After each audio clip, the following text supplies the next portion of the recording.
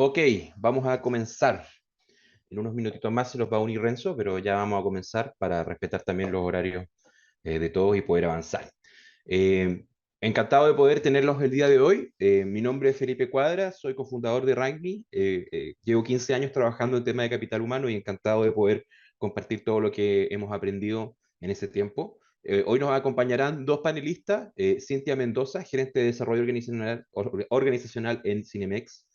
¿Cómo estás, Cintia? ¿Todo Bien, bien? muchas gracias, Felipe. Qué bueno. Y en unos minutos se nos va a sumar Renzo Rossi, que es CHRO de mi banco. Así que vamos a tener personas de industrias distintas, de países distintos y con perspectivas diferentes. Muy, muy entretenido para poder analizar estos resultados. Por si no nos conocen, RankMe es una empresa de software. Nosotros partimos en Chile, pero estamos en toda Latinoamérica. Trabajamos con más de 1.500 organizaciones en Latinoamérica, de todas las industrias, en casi todos los países, y con más de 1,5 millones de personas que usan nuestro Hola, servicio. hola. En RankMe nosotros podemos automatizar todos los procesos de gestión de capital humano, desde la gestión de personas, la experiencia, el clima, el desarrollo, el performance y la gestión del talento. Y estamos creciendo en una oferta de valor bien interesante que incluye, por ejemplo, la posibilidad de tener procesos de pago paralelo en distintos países al mismo tiempo, poder tener procesos mucho más flexibles y con un servicio de primera. Así que si quieres saber más de RankMe, fin del comercial. Aquí termina el comercial, lo podemos hablar al final, nos pueden contactar, encantado de mostrarles lo que estamos haciendo. Entonces, vamos a partir este seminario con una revisión del benchmark, que yo sé que es lo que quieren ver, y luego vamos a tener un tiempo para que Cintia y Renzo nos digan sus impresiones y preguntas respecto al resultado, y por supuesto, para contestar todas sus preguntas también. ¿Ya? Vamos a revisar hartos temas, vamos a tratar de pasar bastante rápido, pero yo les voy a ir remarcando cuáles son las ideas principales y las cosas más importantes para que lo vayan reteniendo. Y por supuesto, al final de esto les vamos a enviar toda la data que sale acá y mucho más también, se las vamos a enviar a sus correos electrónicos en un formato bien bonito para que ustedes puedan tenerlo y por sobre todo usarlo. ¿Ya? Entonces, por qué hacemos benchmarks? ¿Por qué lo que estamos haciendo es un benchmark? La verdad es que nosotros en Rangui participamos, o sea, participamos de procesos de medición de la experiencia de cientos de organizaciones grandes y medianas en Latinoamérica. Solo en los últimos 12 meses hemos hecho más de 500 procesos de gestión de experiencia, llámese encuestas de clima, encuestas de compromiso, y ha ayudado a estas organizaciones a poder hacer cosas con esa información. Entonces vamos acumulando, acumulando, acumulando data, y la verdad es que como que llega un momento donde ya acumulamos tanta que nos empieza a dar ganas de compartirla, que creemos que mucho en que compartir esta información le ayuda a todos nuestros clientes y también realza lo que estamos haciendo en temas de gestión de personas. Así que es algo que nos llena de orgullo y que nos gusta mucho poder compartir. En este benchmark en particular, es el más grande que hemos hecho a la fecha y el más grande que se ha hecho en Latinoamérica. Participaron 1,9 millones de personas en este benchmark, o sea, una enormidad de gente que nos dijo su impresión respecto a distintos temas, a distintos tópicos y que nosotros pudimos consolidar en este benchmark, así que espero que les sirva y que lo puedan aprovechar. En términos metodológicos, nuestra estructura de benchmark es bien simple. Nosotros hemos desarrollado con el tiempo una serie de microescalas, ¿ya? Por ejemplo, tenemos una escala de eNPS, que es solamente un ítem, que tratamos de que todos nuestros clientes la apliquen en su proceso y la apliquen de manera uniforme. Tenemos las mismas microescalas para satisfacción, para engagement y para intención de permanecer. Son de 1 a 3 ítems que tenemos en esta escala, que por supuesto se las vamos a compartir después si es que las quieren incorporar en sus procesos, que si bien no son muchas preguntas, la gracia que tiene es que se preguntan siempre igual y se preguntan en todas las empresas que trabajan con nosotros. Esto hace que nosotros podamos ir acumulando grandes cantidades de data respecto a estas preguntas y además tenemos información respecto al país, aspectos demográficos, a la industria de esas empresas y cuando empiezas a cruzar esto, puedes empezar a segmentar. Entonces, les vamos a mostrar ahora una serie de indicadores, algunas nociones importantes. Nosotros reportamos acerca de como 19, 20 industrias distintas, pero no todas están en todos los benchmarks, porque de repente hay muy poco ENA, hay muy poco participante, menos de, no sé, pues 4.000, 5.000 respuestas, no lo consideramos y lo omitimos. Entonces, cuando ustedes vean comparaciones con el año pasado, de repente les puede faltar alguna industria o les puede aparecer una industria nueva. Eso tiene que ver con la data que estamos acumulando. Pero sin embargo, vamos a poder mostrarles un panorama a nivel países a nivel de industrias y posteriormente también en los siguientes seminarios a nivel de género y otros aspectos demográficos que yo creo que está muy, muy interesante. Así que vamos sin mayor preámbulo a los datos.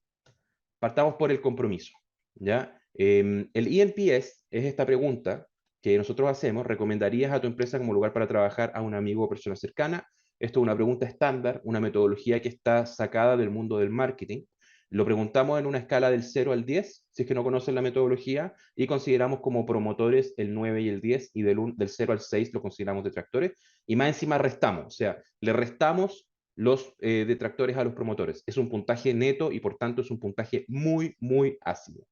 ¿Ya? Para poder llegar, por ejemplo, a un 46% de ENPS, esto significa que probablemente en este segmento, más o menos el 60% de la gente te dijo que está muy contenta y que feliz recomendaría a alguien, y un 20% te dijo que no, y ese 60 se resta al 20% y te da ese 46%.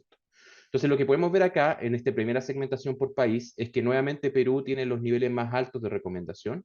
Luego vienen los otros países de Latinoamérica, México, el promedio de Latinoamérica y por último Chile. Y esto se ha mantenido bastante estable en el tiempo. Una de las gracias que nosotros tenemos es que podemos ver esto a través del tiempo y les podemos contar, por ejemplo, que el último benchmark que hicimos, el 2023, Perú también era el primero en el ranking y además han habido algunos cambios. Perú ha bajado un poco, pero en general han sido cambios bajo el 5%, que son significativos porque el N es muy grande, pero no son tan extraordinarios. O sea, esto se ha mantenido bastante estable. Y hay una primera pregunta acá: ¿por qué, si por ejemplo las condiciones laborales en Chile son en general mejores que las condiciones laborales en Perú, en México, la jornada es más corta, las remuneraciones son más altas, tenemos más vacaciones, tenemos mayor grado de teletrabajo? Porque aún así algunos indicadores salen peor en estas distintas culturas. Y siempre hay que recordar que estamos hablando de autorreporte respecto a mi nivel de satisfacción. Y la satisfacción es la resta entre mis expectativas y la realidad. Entonces, si bien las realidades de los países son muy distintas, cuando uno analiza los factores macroeconómicos y del mercado laboral, las expectativas de las personas también son muy distintas. Y de hecho, si tú miras benchmarks mundiales de ENPS, te vas a dar cuenta que en los mercados más desarrollados del mundo, los niveles de satisfacción suelen ser más bajos que en Latinoamérica. Nuevamente, la realidad puede ser muy distinta, pero las expectativas también son muy diferentes. Entonces, por ejemplo, si tú estás en el sistema mexicano, donde todavía es uno de los pocos países de Latinoamérica que todavía conservan la jornada del día sábado, por ejemplo, ¿ya? O sea, tienen jornadas muy extensas, las más extensas de Latinoamérica, y además no han incorporado en todos los casos el descanso sabatino. El descanso dominical ya está en casi todo el mundo, el descanso sabatino todavía no tanto. A pesar de eso, igual podemos tener indicaciones de altos grados de satisfacción o de recomendación.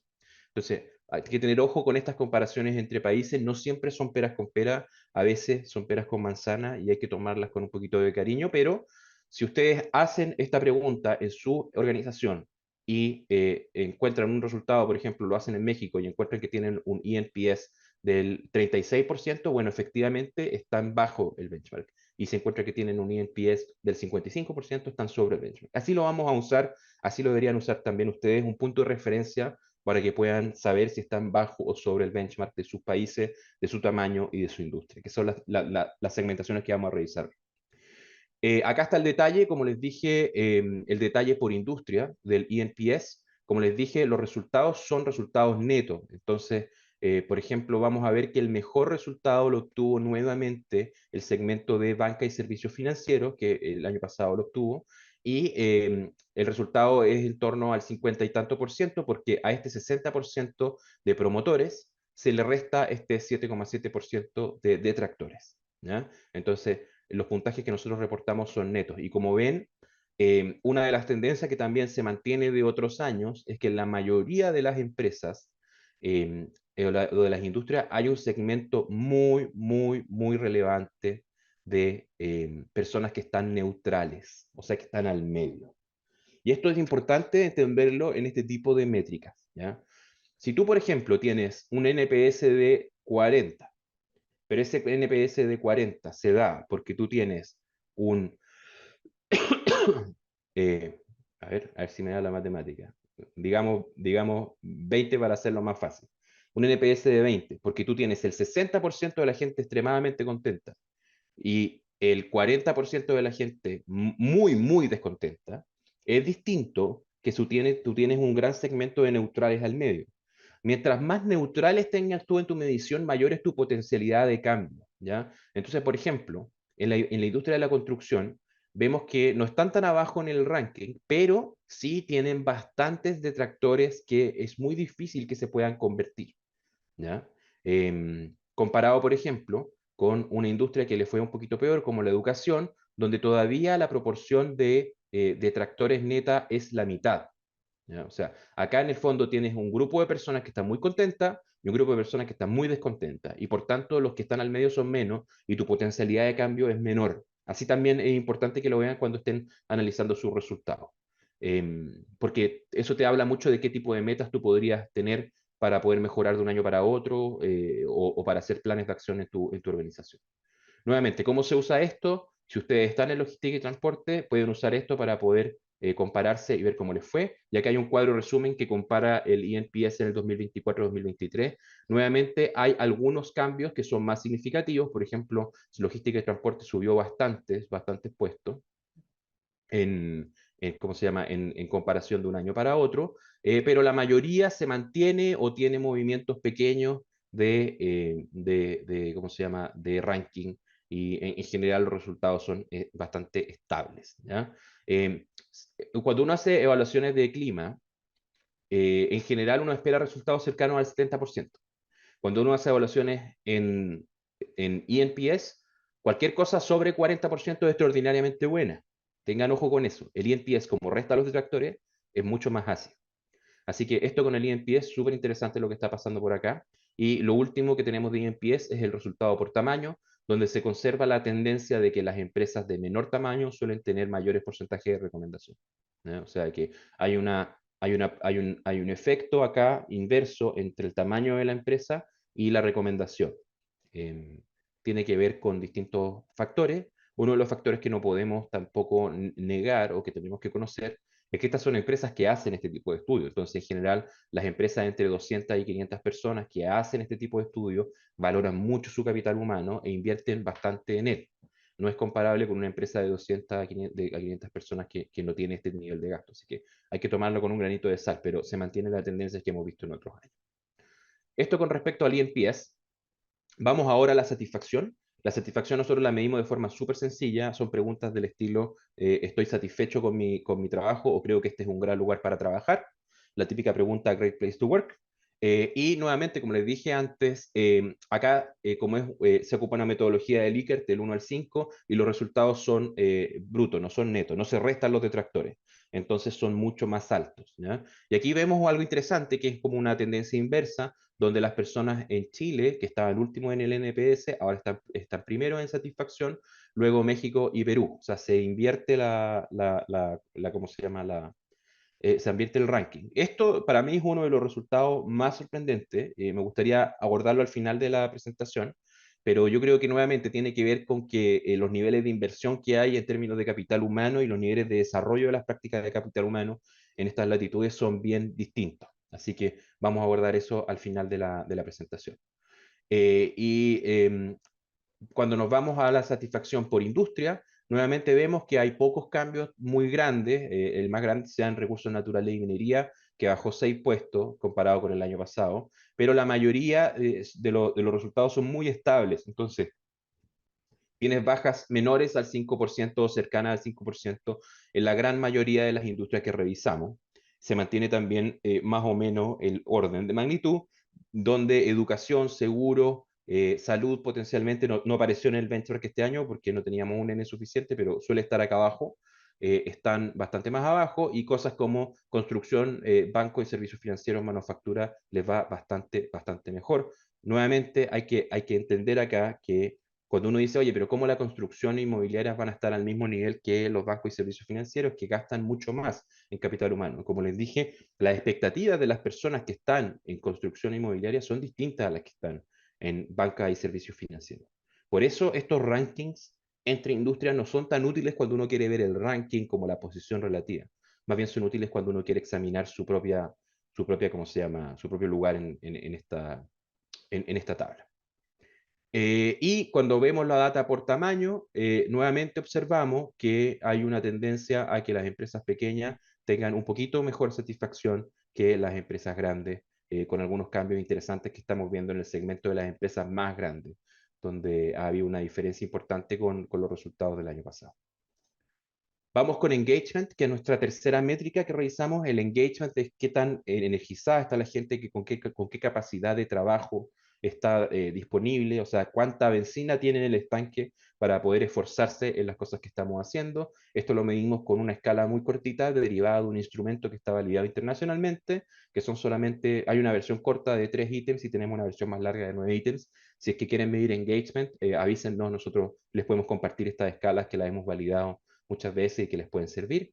Lo que vemos acá en niveles de compromiso, en el fondo de movilización, México y Perú están bastante mejor que el resto de Latinoamérica. Esto es consistente con lo que hemos visto en otros años. En general se mantienen, ¿cómo se llama?, en los primeros lugares en todos los rankings de engagement.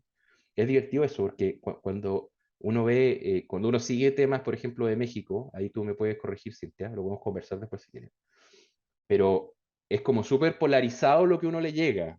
Como que un día te dicen, oye, los mexicanos son los que más trabajan, los mexicanos son los que más tienen burnout, y al otro día te llega, los mexicanos aman su trabajo y son súper como comprometidos con lo que están haciendo. Y yo creo que un factor importante acá es el grado de formalidad laboral también. O sea, en Latinoamérica no tenemos tanta formalidad laboral y la gente valora mucho estar en un trabajo formal que tenga todas las de la ley, y eso impacta bastante los niveles de satisfacción o los niveles de expectativa. Vamos acá al promedio de engagement por industria. Vemos aquí el automotriz, que se nos había quedado en la mitad de la tabla en todo el resto, pero en primer lugar en el ranking, igual que el año pasado. O sea, son empresas que tienen alto nivel de compromiso. También son empresas de alto nivel de exigencia, que yo creo que eso es algo que nosotros hemos visto muchas veces. O sea, el engagement, entendido como energía, no es lo mismo que el bienestar. Eso hay que tenerlo bien claro, ¿eh? El bienestar es más bien pasivo, es más bien yo recibiendo ciertas condiciones que me hacen sentirme bien. El engagement es más bien activo. Entonces, el engagement está correlacionado también con industrias y con unidades de negocio que son más desafiadas. Tú requieres un alto nivel de energía para que te vaya bien y para mantenerte en estas industrias. Entonces tenemos automotriz, tecnología, banca y servicios financieros nuevamente cerca del tope de la tabla, recursos naturales, entretenimiento, ahí está Cintia, ¿cómo se llama? Un poquito más arriba está Renzo, y abajo manufactura, educación, retail, alimentos y bebidas. Esto es bien importante, ¿eh? Especialmente en el caso del retail, se ha visto que el engagement es un predictor sólido de la satisfacción de los clientes, específicamente cuando hay trabajo emocional, o sea, cuando la gente tiene que atender de una cierta forma o demostrar ciertas emociones positivas en su lugar de trabajo, el engagement es bastante predictor de eso. Entonces, es preocupante que el retail se mantenga en la parte baja de la tabla y que todavía tengamos niveles de engagement comparativamente bajos con otras industrias. Segmentado por tamaño, tenemos acá nuevamente una tendencia, se repite, una tendencia a que las empresas pequeñas tienden a tener niveles de engagement mayores que las empresas grandes, que eso es algo que hemos visto transversalmente en el estudio y que yo creo que es bien interesante. Vamos con el último indicador, que es intención de permanecer, que es un indicador clave para la retención de talento. Y aquí nosotros pecamos un poco de simple, yo creo, porque nosotros no, acá mis clientes en general como que se enredan harto y les cuesta hacer una pregunta al respecto. Nosotros hemos hecho muchos experimentos y lejos lo que mejor funciona como pregunta de intención de permanecer es la pregunta de frecuentemente pienso en renunciar. Y es altamente predictiva de la gente que renuncia ¿cómo se llama? A sus trabajos. Entonces, vamos a ver estos indicadores brevemente para poder pasar a los comentarios de los panelistas y a sus preguntas. Y vamos viendo acá que la intención de renuncia está, o sea, la intención de permanecer, perdón, que es lo contrario a la intención de renuncia, en general es bastante alta, o sea, 3/4 de las personas o más nos dicen que quieren permanecer en su lugar de trabajo. Esto es predictivo de las renuncias voluntarias. ¿Cómo se usa este indicador? Ustedes más bien tienen que ir a unidades de negocio o segmentos demográficos que tienen puntajes significativamente más bajos que el resto. Pero en general la gente se quiere quedar en su trabajo. Incluso cuando tiene niveles de satisfacción bastante bajos, pasa que se quieren quedar. Tenemos acá el ranking por país. Aquí sí han habido algunos cambios, pero en un rango más bien estrecho de 5 puntos. Entonces, Perú se movió un poco para abajo, México se pegó un salto, pero en general sigue más o menos parecido a los resultados que hemos visto en los benchmarks anteriores. Eso lo hemos visto consistentemente. Estos niveles de satisfacción son bastante estables en el tiempo. Tenemos nuevamente la industria automotriz, que se acuerdan que tenía el mayor nivel de engagement, como la que tiene también la mayor intención de permanecer. Se repite mucho el tema de engagement, es bastante parecido. Nuevamente tenemos automotriz, tecnología y comunicaciones al principio de la tabla, y al final de la tabla tenemos seguros, retail, servicios y educación, que son también industrias donde vemos mayor, ¿cómo se llama? Mayor también grado de rotación. Así que eso con esto, y nuevamente acá tenemos la misma correlación, esta vez un poquito más revuelta, de tamaño de empresa con intención de renuncia. Nuevamente las empresas más pequeñas tienen una menor intención de renuncia, pero el rango nuevamente es bastante chico, de solamente 6 puntos entre el más alto y el más bajo. Así que en general bastante estables estos resultados cuando los miramos a través de las personas. Em, eso por ahora. Me interesa ahora poder recoger ¿cómo se llama? Las impresiones de Cintia y de Renzo. Yo creo que tienen hartas preguntas. La idea que ellos puedan como también reflejar los intereses de ustedes y el uso que se les da a estas, ¿cómo se llama? A estos indicadores. Antes de pasar a algunas conclusiones que les tenemos preparadas para que podamos pasar finalmente a las preguntas. Entonces, no sé si de alguno de ustedes, Cintia, Renzo, le gustaría comenzar con algún comentario, algo que les haya llamado la atención, algo que no se entienda, etcétera.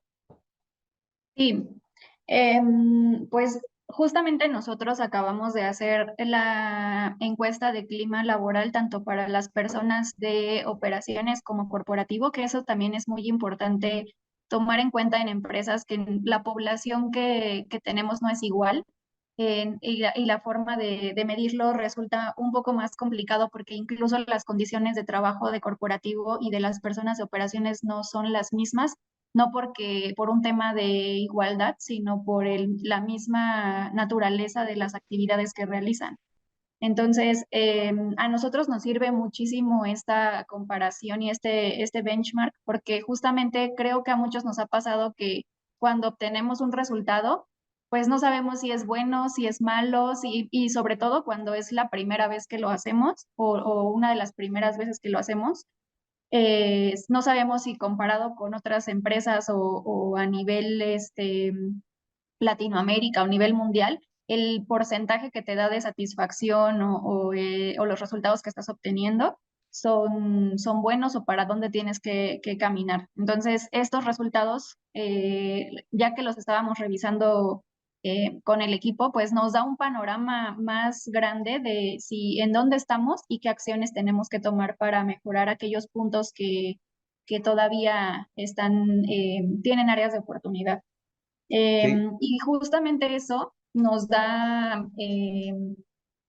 también la visión de cuáles son los retos a los que nos tenemos que enfrentar. Por ejemplo, nosotros que, como les comentaba, tenemos población corporativa y operativa. En el tema, por ejemplo, de engagement que decías, en donde probablemente unos califiquen como que son los más felices trabajando y les preguntas al otro día y ya no tanto, pues también muchas veces se debe a que al menos, por ejemplo, en operaciones, la rotación es muy grande. Creo que en muchas empresas que tienen personas en niveles operativos, la rotación es grande y entonces también el reto también para nosotros está en temas de capacitación, en temas de generar siempre pues diferentes tipos de estrategias, porque también incluso las generaciones que tenemos en la organización son distintas.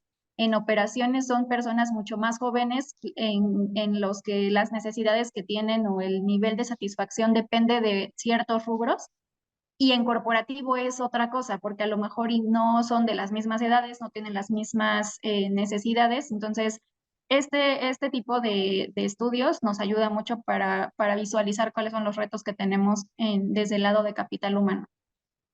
sí. Oye, Cintia, muy interesante tu comentario, y quiero decirles que este es el primero de 4 estudios que vamos a hacer a partir de este set de datos.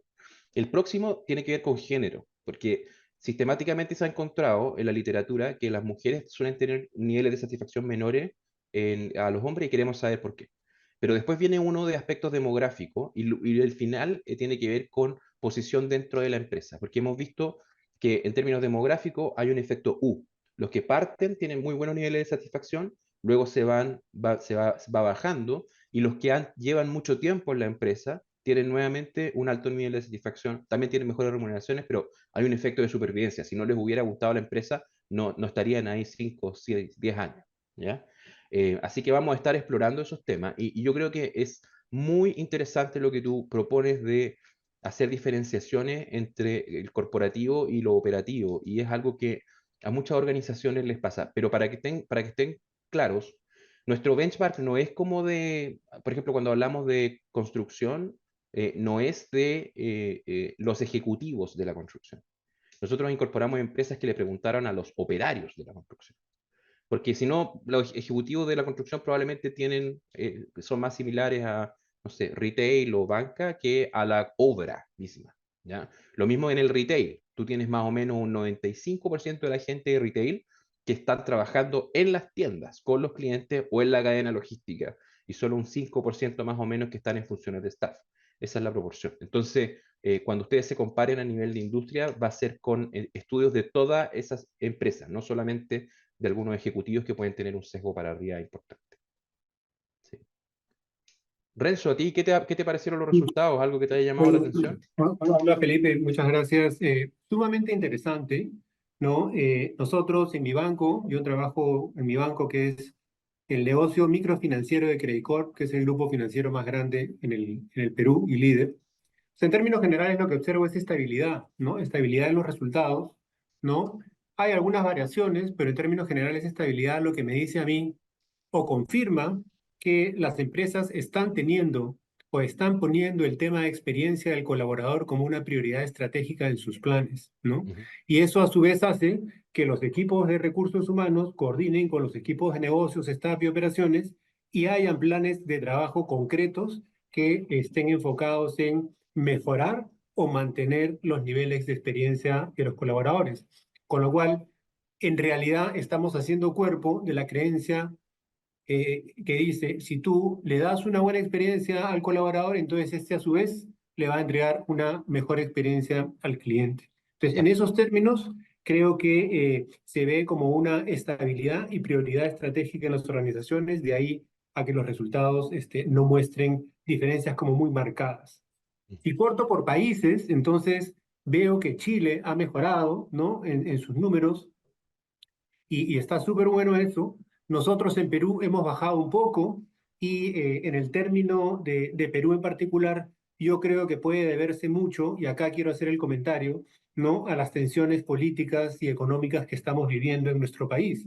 Finalmente, cuando tú le preguntas a una persona a través de una encuesta o de alguna herramienta cómo se siente, ¿no? Te va a responder como en absoluto. O sea, yo me siento así en el trabajo, pero tengo una desazón en general y mi nivel de energía de repente está un poco más bajo por todas estas otras preocupaciones que me afectan a mí mismo, ¿no? Entonces, me ha pasado, y yo hago este ejemplo bastante, que el año pasado, no sé hace cuántos años, porque yo no soy muy fanático del fútbol, ¿ya? Pero cuando Perú llegó a ir al Mundial, hicimos la encuesta de experiencia de colaborador, los números estaban pues, para arriba. Hoy día en la empresa hacemos la encuesta de experiencia y los números tienden a bajar un poco y yo lo explico en parte por algunos retos con respecto a los resultados y los objetivos de negocio sin duda, pero también lo explico porque la gente hoy día está sintiendo esta estadística que a mí me ha parecido asombrosa, que es de los 110 productos de las canastas básicas en el Perú, 95 han subido de precio por lo menos 10% y en un intervalo entre 10 y 40% en el último año. Entonces, la gente está un poco tensa, la está un poco afectada y eso lo vuelca en las respuestas. Con respecto a la industria, y nosotros somos la industria financiera, sí tenemos un nivel de NPS alto, como bien mencionas en el estudio, hemos cerrado el año pasado en 60%, 62%, ¿no? En algún trimestre. Y creo que esto se debe principalmente a que En las empresas grandes, como es la nuestra, nosotros tenemos 13.000 colaboradores en microfinanzas y 45.000 en Credit Corp. Esto, el detonante o el factor que hace que le pegue positivamente a la experiencia en la que trabajamos mucho es en la cultura organizacional. Todo por la cultura, todo para la cultura, el propósito, la aspiración, los principios y todos los mensajes, toda la comunicación, toda la gestión de personas está asociada a la cultura muy fuerte. Entonces creo que esto impacta positivamente, como lo hemos visto también en el estudio. Y finalmente, para efectos de las estadísticas que nos has compartido, es algo que permanentemente también estamos mirando y que medimos, ¿no? Hemos llegado en un momento cuando teníamos los niveles de experiencia del colaborador bajos a medirlos cada semana. Cada semana hacíamos una muestra representativa, ¿no? Y teníamos más que el número, porque llega a ser un indicador un poco nervioso, ¿no? El insight, porque había una parte para comentarios abiertos que eso nos nutría de información para poder trabajar.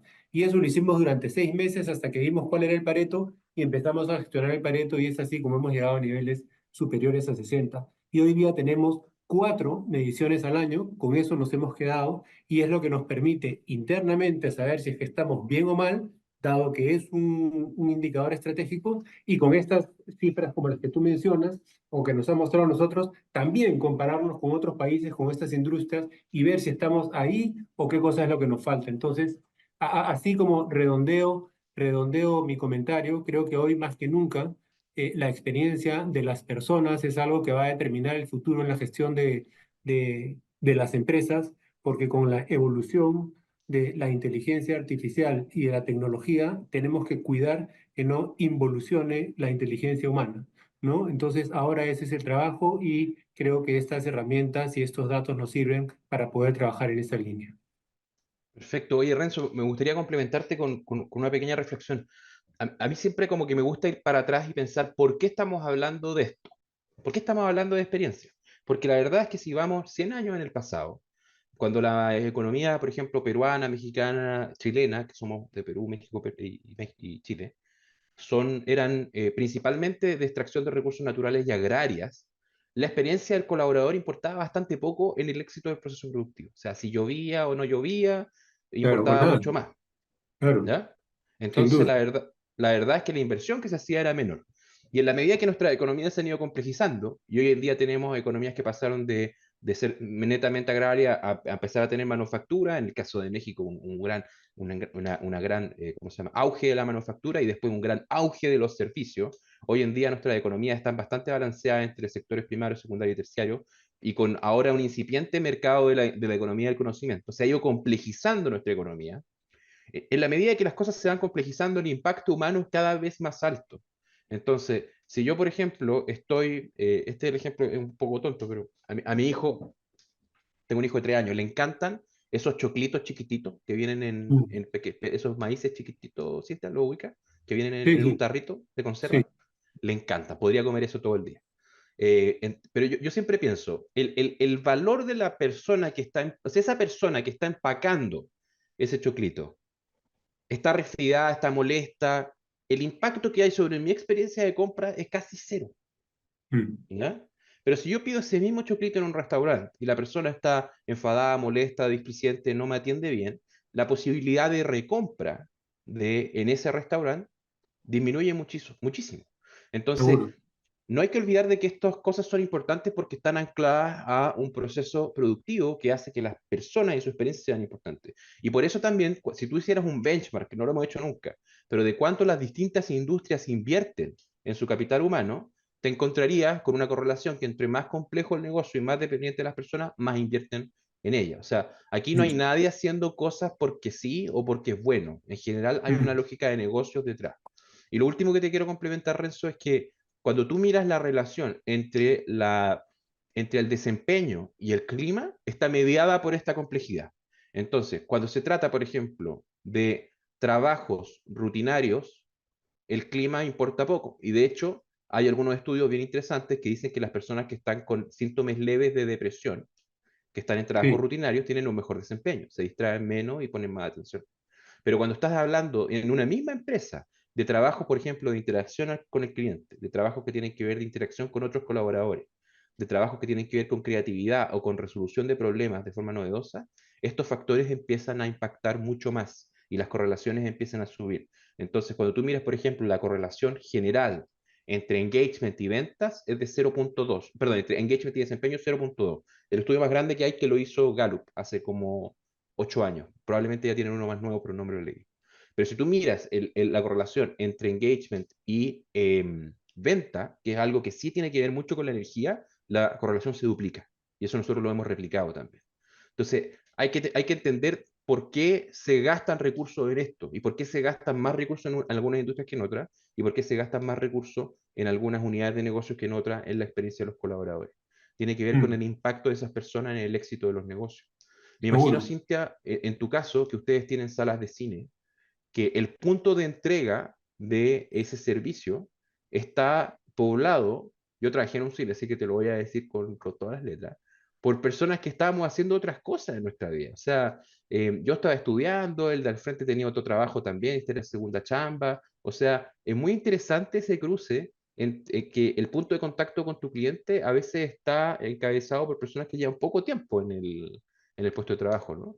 Sí, sí, y ahí por eso también les comentaba sobre la rotación, porque también es un gran reto el tema de capacitación y de sensibilizar a las personas de nuevo ingreso, que justamente son los primeros que dan servicio a nuestros invitados, la importancia o el impacto que tienen dentro de la organización. Nosotros también lo que hacemos para sensibilizar tanto a corporativo como a operaciones es que independientemente de si tú entras a una posición corporativa, ejecutiva o de operaciones, te hacemos dentro del curso de capacitación, el segundo día de inducción para las personas que entran a corporativo es completamente operativo. O sea, los llevamos a los tres complejos que tenemos, que son Cinemex, Arena y Alboa, y ellos experimentan tal cual como si fueran una persona operativa, cuáles son las actividades que realizan, tienen contacto con nuestros invitados como si su función fuera esa operativa y justamente el mensaje que siempre les damos es que tienen que conocer el impacto que ellos tienen en se realizan para que cuando brinden un servicio a su invitado interno, sepan justamente cuál es ese impacto. Y del lado, en general, del lado operativo y corporativo, nos hemos dedicado justamente como en capital humano a hacer esa transición de que antes se veía que recursos humanos era más transaccional, ¿no? O sea, como que no era parte estratégica de la organización y que a lo mejor y no aportaba mucho a los objetivos de negocio. Entonces, últimamente también lo que hemos estado haciendo es esa sensibilización de decir, o sea, trabajamos con personas y eso es lo primero que tenemos que tomar en cuenta para que dentro de la capacitación ellos sepan el impacto que cada uno tiene dentro de los objetivos, que sepa cuál es el propósito de su función y cómo eso impacta en ingresos, en EBITDA, en todos esos resultados que a lo mejor si no nos lo explican desde la primera semana, pues muchas veces pensamos que nuestra función no tiene nada que ver con esos resultados. Entonces, eso es lo que hemos estado haciendo acá, o sea, sensibilizar sin importar en qué puesto, a qué puesto llegas, para que conozcan cuál es el impacto de ya sea tomar una decisión, dar un servicio en los complejos, o independientemente del puesto que tengas. Súper, súper desafiante. Un dato aquí para todos los que nos escuchan, a veces cuesta conseguir presupuesto para este tipo de iniciativas, ¿ya? Seguro. Y yo creo que el dato que a mí más me ha servido es el siguiente. La renuncia voluntaria de una persona tiene un costo anual de entre 0,7 y 1,2 sueldos anuales, ¿ya? Entonces, si una persona gana $1.000, gana $12.000 en el año y se te va de un día para otro, eso te puede costar desde $10.000 a $15.000 en costo empresa, de traer otra persona, seleccionarla, entrenarla y que llegue a un nivel de desempeño similar al que tenía anteriormente. Entonces, si tú tomas tu tasa de rotación voluntaria, la multiplicas por tu sueldo promedio, puedes empezar a tener un cálculo rápido, así como de servilleta, del retorno sobre la inversión. Si yo invierto, no sé, tanta plata en bajar la rotación en un 1%, puedes estimar rápidamente que te va a dar un retorno en términos de retención y puedes estimar la efectividad y el retorno de tus iniciativas de capital humano. Ahora, hay que reducir la rotación para que sea verdad, porque el cálculo de servilleta aguanta más que el Excel incluso. Seguro, claro que sí. Pero es un dato que te puede servir. A mí me ha servido mucho para poder darle, ¿cómo se llama? Oye, y lo otro que quería resaltar es que, Renzo, tú mencionaste que haces cuatro mediciones al año. Eso Sí, no es tan usual, especialmente en una organización grande como la tuya. Son muchos datos, muchas personas, requiere un gran compromiso porque no puedes solamente medir, también tienes que accionar esa gestionan, información. sí, seguro, ¿Sí? sí. ¿Cómo lo han, Eso lo cómo han tenemos, logrado llegar a esa cadencia? o sea, a ver, lo primero, y esto creo que es uno de los principales aprendizajes, invertimos un montón de tiempo, pero bastante tiempo, hablando, digamos, el segmento de líderes de la empresa sobre por qué es que la experiencia para nosotros es importante o no, y si es que es importante, qué queremos lograr y a dónde queremos ir. Entonces, teniendo esa claridad, lo que generamos es, como punto número uno, que esté en el tablero de indicadores estratégicos de toda la empresa. Entonces, tenemos un tablero con 11 indicadores que son lo que tenemos que llegar en un tiempo de aspiración de tiempo. Y uno de esos es el eNPS.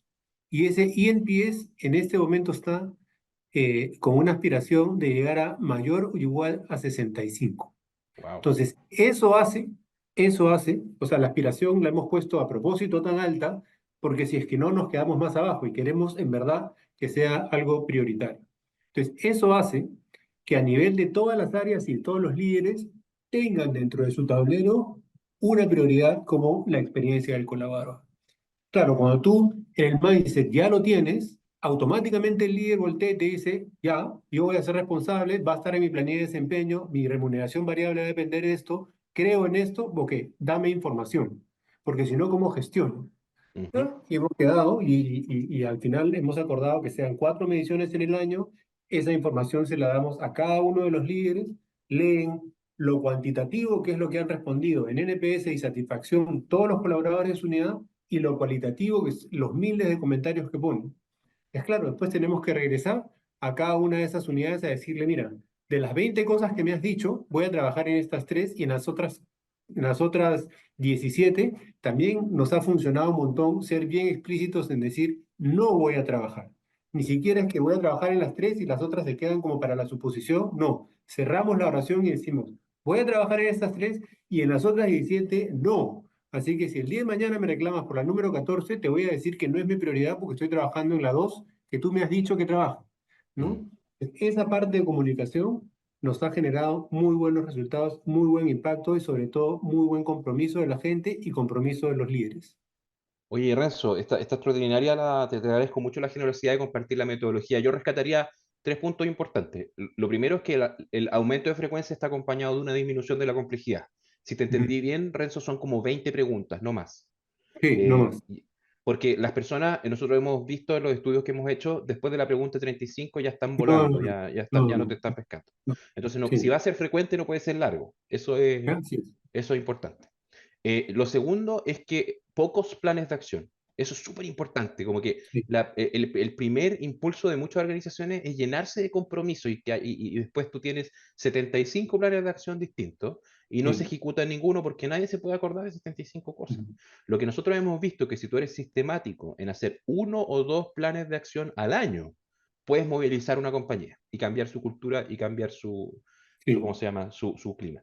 Y lo tercero es que hay que tener mucho ojo que hay un efecto de correlación súper marcado en las encuestas de clima. Entonces, si tú dices, de las 20 cosas, voy a accionar esta, es muy probable que las otras también suban, ¿ya? seguro, claro que Por dos sí. razones, porque están todas conectadas, y lo segundo es porque la gente contesta desde un estándar de satisfacción medio. Entonces, si yo estoy apestado, independiente de lo que me preguntes, voy a ponerte más o menos malas calificaciones. Si estoy contento, independiente de lo que me preguntes, te voy a poner más o menos buenas calificaciones. Entonces, hay un sesgo de base en la persona que se enfrenta a uno de estos instrumentos, que si tú empiezas a hacer las cosas bien, empieza a subir. Entonces, muchas veces lo que te puede pasar a ti, Renzo, si sigues haciendo esto, es que te llegas a un punto donde ya no te queda mucho espacio para mejorar y tienes que empezar a Claro. cambiar la metodología a hacer algo más Sí, ácido, sí, más sí, sí. difícil. Y las Sí, preguntas abiertas son un tremendo, sí. ¿cómo se llama? Una tremenda herramienta. Ojalá que puedas implementar alguna herramienta de inteligencia artificial para que no tengan que Sí. leerlas todas, pero Estamos si en tú le... eso. Sí. yo he estado en organizaciones donde ya todo te sale más o menos bien, pero tú les preguntas qué tendríamos que mejorar y te salen otras cosas que tú nunca pensaste que te iban a Sí, salir. claro, claro, claro. Obvio. ¿Ya? O tú Uno va preguntas, mejorando y va queriendo otra cosa, pues, ¿no? Así exacto, somos los seres humanos. sí, claro, Siempre queremos lo que no tenemos. por eso Brad Pitt se separa igual. O sea, si al Así final es. uno se acostumbra a lo que tiene, independiente de lo que sea, y siempre quiere más, es la naturaleza humana. Y yo creo Mm. que eso también es importante cuando entendemos las relaciones entre los países. Así que vamos a ir ahora a un par de conclusiones finales y luego vamos a abrir las preguntas, porque hay hartas preguntas interesantes del grupo, así que pongan en el chat las preguntas que tengan, nosotros felices de poder responderlas todas. Si quieren nos podemos incluso quedar un poquito más del tiempo para poder dar cuenta de todas esas preguntas. Así que vamos a algunas de las conclusiones que tenemos que son muy sencillas. La primera es que, como decían los panelistas, los resultados, con algunas excepciones, son bastante estables, ¿ya? Y eso nos dice que las cosas no han cambiado tanto, o al menos que no cambian tanto año por año. Esto no es lo mismo en las empresas, ¿ya? O sea, una vez al año puede ser incluso poco, pero a nivel del benchmark, las cosas se han mantenido bastante estables. La variabilidad en el INPS entre los distintos países sugiere que hay factores culturales, económicos y políticos que pueden jugar un papel significativo en cómo los colaboradores perciben su lugar de trabajo. Entonces, exactamente lo que decías tú, Renzo, la gente no vive, no contesta desde un vacío, sino que parte de un sesgo o de un nivel de satisfacción media en el cual hay cosas laborales, pero también hay cosas personales, hay cosas de incertidumbre, el nivel de desempleo tiene que ver. Y también hay diferencias entre las industrias, que pueden atribuirse a la naturaleza intrínseca del trabajo en cada sector. Como decíamos, en industrias donde el capital humano impacta más directamente, tiende a haber más gasto y tiende a haber mayor satisfacción, con algunas excepciones, pero en general esa correlación se mantiene. Una última conclusión que no aparece acá, pero que sí aparece en una de las preguntas que me gustaría abordarla, es que el nivel de expectativas es clave para entender cualquier proceso de satisfacción. Estemos hablando de satisfacción de usuarios, satisfacción de candidatos, satisfacción de trabajadores, ¿ya? Porque como nosotros decimos en Customer Success, la satisfacción es la realidad menos la expectativa. Y la realidad tú no la puedes, ¿cómo se llama?, controlar. Las expectativas tienes un poquito más de control.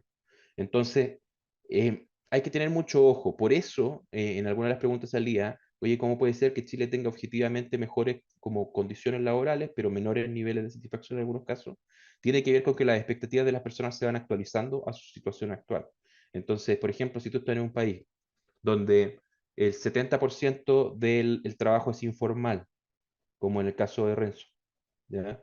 Y logras entrar a una organización como la que él dirige, que valora a las personas, que le entrega un lugar de trabajo con buenas condiciones, y que se nota que están interesados en la gente, evidentemente tú vas a mirar para el lado la realidad de tus amigos, de tus colegas, de tus compañeros del colegio, vas a decir, no, loco, yo aquí me quiero quedar. O sea, empiezas a valorar mucho más lo que tienes. Pero llega un punto donde también eso empieza a fallar, porque ya tu estándar empieza a subir, los países se desarrollan, las industrias se desarrollan y los puntajes empiezan a decaer. Así que siempre hay que pensar esto no desde el vacío, sino desde dónde están las personas y dónde están los países. Eh, y bueno, también creo que es súper importante entender de que estos son benchmarks y todos los benchmarks son benchmarks de empresas que en general valoran su capital humano. No son extrapolables a las poblaciones en general, no son extrapolables al mundo del trabajo en general.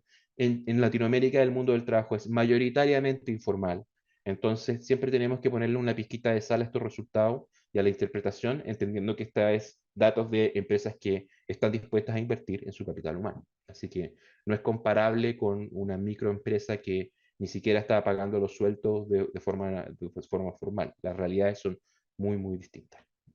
Vamos a un par de preguntas. La primera, dice acá, Carlos, dice, no estoy seguro que se relacione directamente la intención de renuncia con la satisfacción. La persona puede estar insatisfecha, pero no pensando en renunciar porque necesita el dinero. Quizá una mejor pregunta sería, ¿estás pensando cambiar de trabajo? Yo totalmente de acuerdo con esa acepción. Lo hemos visto además, lo hemos visto muchas veces. Si tú les preguntas en intención de renuncia, ¿te cambiarías de trabajo? No. ¿Estás contento en tu trabajo? No.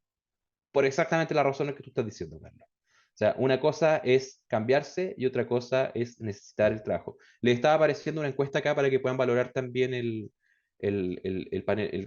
los panelistas y el debate de lo que se vio acá. Nos ayuda a mejorar, así que porfa contéstela si tienen un minuto. Así que totalmente de acuerdo. Una pregunta más potente es: ¿frecuentemente pienso en renunciar? ¿O creo que renunciaré en los próximos 6 meses? Esa es una pregunta ácida, a muchos clientes no les gusta, porque como se llama, es un poquito agresiva, pero suele tener mucha mejor validez predictiva de la renuncia real, ¿ya? Así que súper, súper buen comentario. Felipe, Eh, si me dejas complementar sí, claro. esa respuesta, a nosotros también lo que nos ha funcionado es que cuando le preguntas al colaborador, pero no le dices que sus respuestas pueden ser confidenciales, muchas veces también si están teniendo algún problema dentro de su equipo, no contestan de la manera en la que les gustaría contestar porque piensan que sus líderes se van a enterar como de esta respuesta. Entonces nosotros dentro de la comunicación que lanzamos siempre les ponemos que las respuestas van a ser confidenciales y nos ayuda a mejorar la organización para que se sientan libres de responder ante estas preguntas complicadas de manera libre, sin temor a que exista alguna represalia cuando lo manden. Ujú.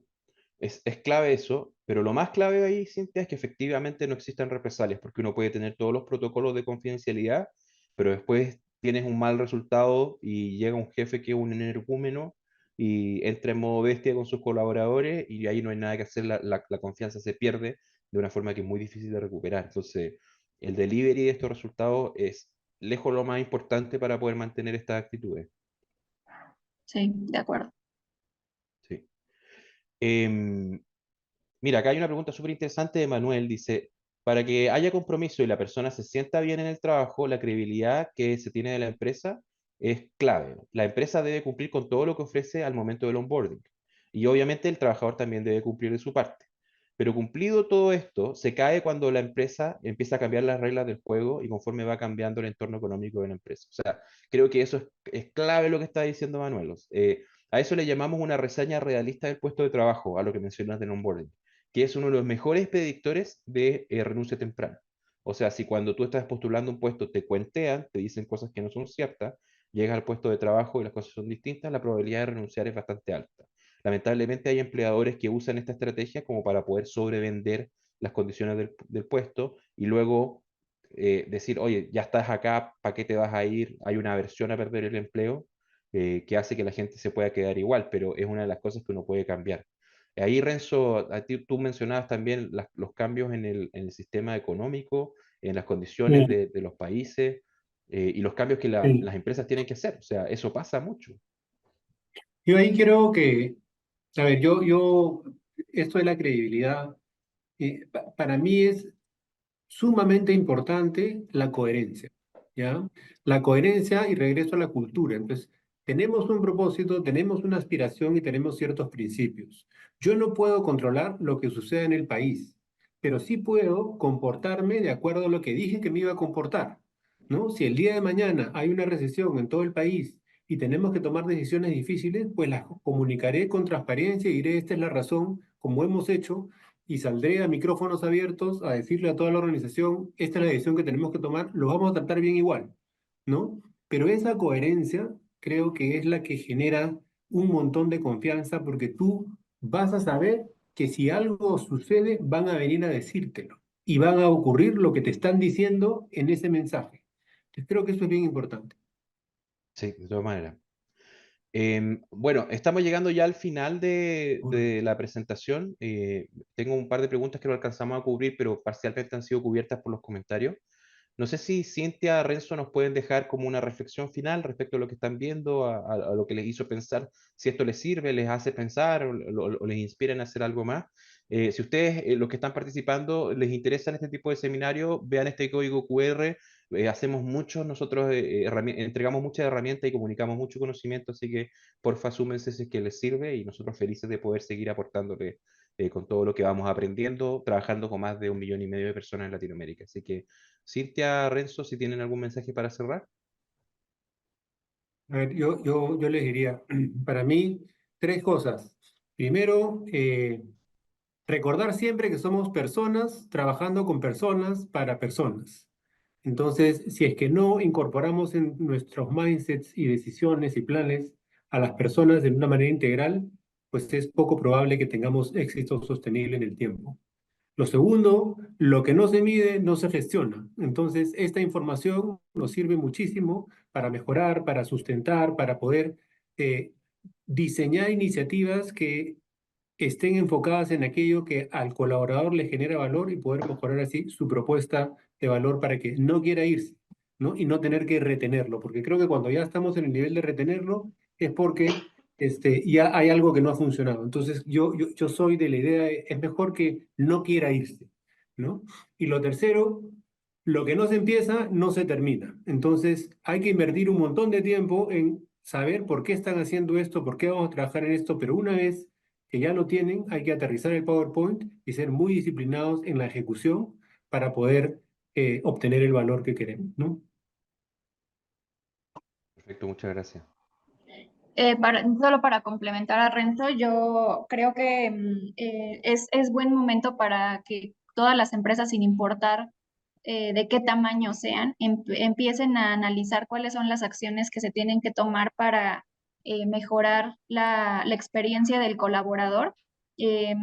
Siempre pensamos, o muchas veces he visto que pensamos en cuál va a ser el buen momento para empezar a medir este tipo de cosas en la empresa, y creo que nos detiene el hecho de todavía no es el momento, porque a lo mejor y temo los resultados que vayan a salir por alguna situación que se esté dando en la empresa, o la empresa no está suficientemente madura para empezar a aplicarlo.